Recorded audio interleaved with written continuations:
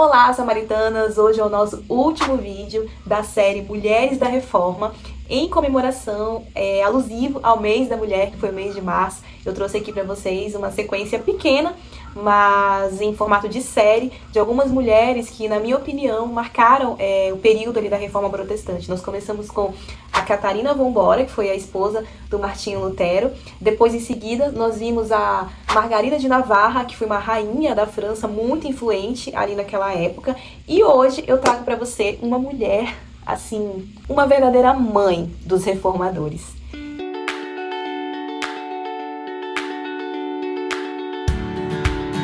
Hoje eu vou falar sobre a Catarina Schutz-Zell. Filha de um carpinteiro, a Catarina Zell, vou chamar ela assim, veio de uma família muito pobre. Entretanto, ela amava ler. Ela sempre gostou muito de ler desde criança e ela aprendeu a ler muito cedo, o que era já um diferencial para aquela época, porque as mulheres nem todas tinham oportunidade de ler, de aprender coisas novas assim como os homens. Mas a Catarina, ela teve essa oportunidade. Na época que nem existiam escolas públicas, ela estudava em casa, né, com o seu irmão.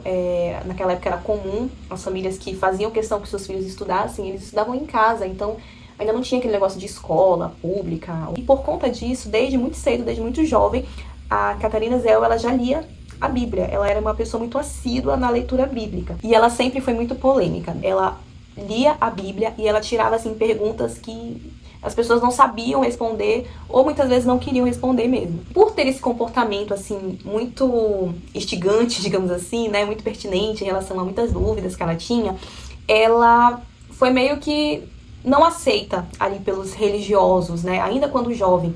Inclusive, ela deixou até de ir para o convento. Ela não foi uma moça que foi criada, né, ensinada dentro de um convento, apesar de ser muito religiosa.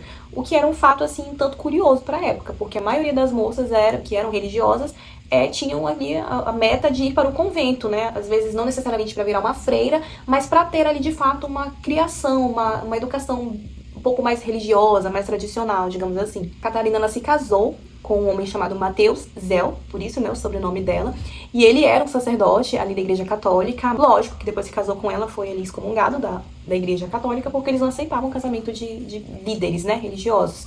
Em seguida, ele se tornou um pastor reformado, o Mateus, o esposo dela. A Catarina, ela não teve uma vida tão fácil. Ela enfrentou a perda de 2 filhos. Muitos historiadores dizem que isso foi uma espécie de combustível para que ela se lançasse, para que ela mergulhasse cada vez mais ali nas escrituras, ali nas ações, né, que ela também era muito ligada a ações sociais, a proteção, né, de refugiados. Inclusive, por conta disso, ela recebeu esse título de mãe dos reformadores. Então, assim, o que a gente percebe aqui, esse luto, né, duplo que ela enfrentou, que ela e o marido enfrentaram, meio que impulsionaram eles a mergulharem de cabeça mesmo ali no ministério. E claro, lembrando que eles estavam dentro de um contexto de perseguição, assim como as 2 outras personagens que eu citei aqui.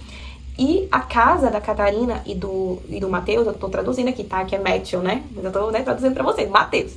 A casa da Catarina e do Mateus se tornou meio que o refúgio, assim como era ali a casa do Lutero e da Catarina Vambora, né? Era uma espécie de casa-refúgio, né, para os líderes que estavam sendo perseguidos ali durante a Reforma. Ela não somente dava apoio às pessoas, né, os perseguidos, ali os líderes perseguidos da época, mas também ela era um suporte emocional para as viúvas desses homens que tinham sua vida aniquilada ali durante essa perseguição. Imagina a quantidade de viúvas que não tinha naquela época. Eram homens que se levantavam, a maioria tinham, sim, família, e as famílias daquela época, gente, eram famílias enormes, não eram as famílias de hoje, que é 1 criança, 2 crianças no máximo, não, era 5, 6, 7 crianças para cima, entendeu? Imagina uma mulher sem instrução, sem estudo, sem família, sem marido, com 7, 8 filhos para sustentar. Então, assim, a Catarina, ela foi um suporte emocional para as famílias desses homens que morriam, que eram perseguidos. Ela aconselhava, ela ajudava financeiramente, ela abria a casa dela. E uma outra coisa muito importante é que a Catarina, ela amava escrever.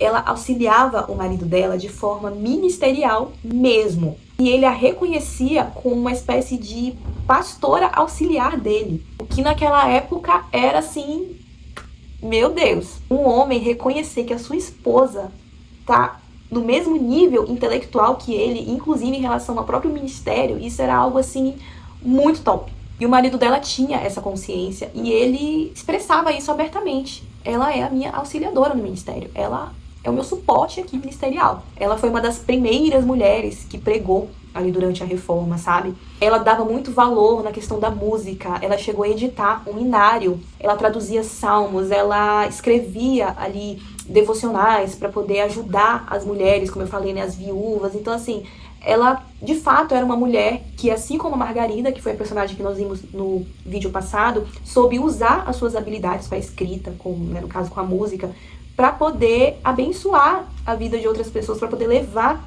o evangelho. Ela realmente foi uma mulher que lutou, sabe, pela diversidade. Ela batia de frente, sabe, contra esses radicalismos. Muito sensível à dor dos necessitados, à dor das pessoas que estavam enfrentando perdas por conta de todo esse processo que foi a Reforma.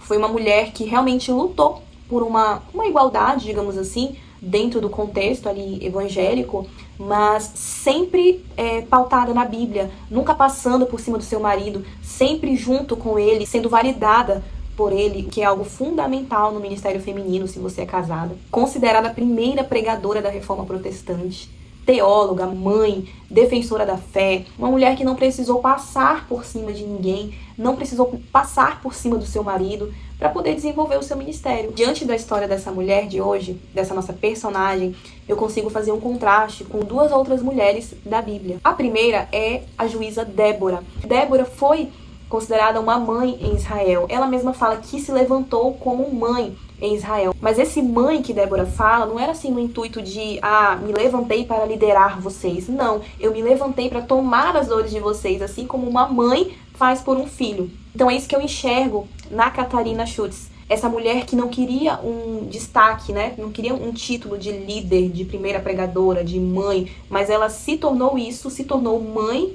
dos reformadores, porque ela tomou as dores não somente deles, mas das famílias, dos filhos, das pessoas que ficaram, que foram afetadas por conta de tudo isso. E outra mulher que me vem à mente é a própria mulher samaritana, porque a mulher samaritana foi considerada a primeira mulher evangelista ali no tempo de Cristo, né, de Jesus, onde o próprio Cristo se revelou para ela. Você sabe dessa história melhor do que eu, que a gente fala isso aqui desde quando esse canal surgiu. Então, fazendo esse contraste, Catarina Schutz Zell foi considerada mãe entre os reformadores, eu me lembro muito de Débora, e também a primeira mulher pregadora da Reforma Protestante, associando também a mulher samaritana, considerada a primeira evangelista.